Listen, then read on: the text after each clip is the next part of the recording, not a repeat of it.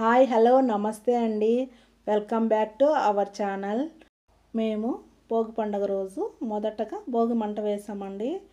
ఆ తర్వాత non veg చేసాము. మీరు ఎలా భోగి పండుగ చేసుకునింది కామెంట్ చేయండి. నా వాయిస్ జలుబు చేసిందండి, అందువల్ల బాగోలేదు, సారీ అండి. ఇలా కోడిని తీసుకొచ్చి కట్ చేసామండి. నాకైతే కోడి కట్ చేయడం అంతగా రాదు, కానీ ఇంకా ఎవరు కట్ చేసేవాళ్ళు లేరు కాబట్టి మేమే కట్ చేసామండి, మేము మా పిల్లలు. మీకు ఇలాంటి ఎక్స్పీరియన్స్ ఏదైనా ఉంటే కూడా కామెంట్లో షేర్ చేయండి. ఇలా మనమే తీసుకొచ్చి క్లీన్ చేసుకొని కట్ చేసుకుంటే బాగుంటుందండి టేస్ట్. బయట వాళ్ళు ఎట్లా క్లీన్ చేస్తారో ఎలా కట్ చేయిస్తారో తెలియదు కదండి. మనమే ఇంటి దగ్గర తీసుకొచ్చి క్లీన్ చేసుకొని బాగా నిప్పులు సెగ మీద కాల్చుకొని కట్ చేసుకుంటే మనకు మంచి సాటిస్ఫాక్షన్ ఉంటుందండి. క్లీన్గా చేసాము అనేసి వండుకుంటే కూడా అంత టేస్ట్గా ఉంటుందండి. ఇక్కడ మేము లింగాపురం కోడిని తీసుకొచ్చామండి. ఇది కూడా నాటుకోడి లాగే చాలా టేస్టీగా ఉంటుంది. ముక్క కూడా చాలా గట్టిగా ఉంటుందండి. కుక్కర్లో పెట్టుకొని ఉడికించుకోవాలి. ఇలా పార్ట్స్గా కట్ చేసేసామండి. తర్వాత ఇక్కడ చూడండి, ఫస్ట్ మెత్త కూర అంతా కట్ చేసుకుంటున్నామండి. మెత్త ముక్కలన్నీ సపరేట్గా, తర్వాత ఎముకలు పులుసు పెట్టుకొని మెత్త ముక్కలన్నీ ఫ్రై చేసుకుందాం అనేసి ఇలా కట్ చేసుకుంటున్నామండి.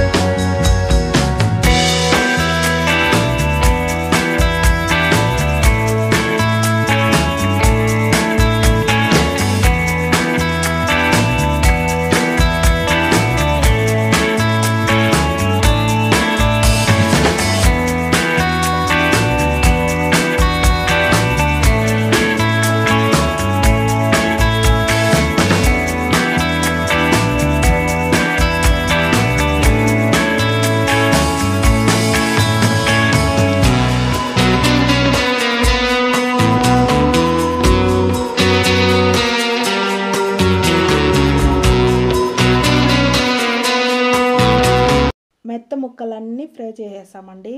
తర్వాత ఎముకలు షేర్వా పెట్టేసి ఇడ్లీ పెట్టామండి. ఇడ్లీ చికెన్ షేర్వా కాంబినేషన్ చాలా బాగుంటుందండి. నాకైతే ఫేవరెట్ అండి. మా ఇంట్లో వాళ్ళకి కూడా చాలా ఇష్టము. మీకు ఎంతమందికి చికెన్ షేర్వా ఇడ్లీ ఇష్టమో కామెంట్ చేసేయండి. మీరు సంక్రాంతి పండుగ ఎలా జరుపుకునింది నాకు కామెంట్ చేయండి. వీడియో నచ్చినట్లయితే సబ్స్క్రైబ్ చేసుకొని లైక్ చేయండి. ఫ్రెండ్స్కి రిలేటివ్స్కి షేర్ చేయండి. మళ్ళీ ఒక మంచి రెసిపీతో కలుద్దామండి. Take care, bye bye.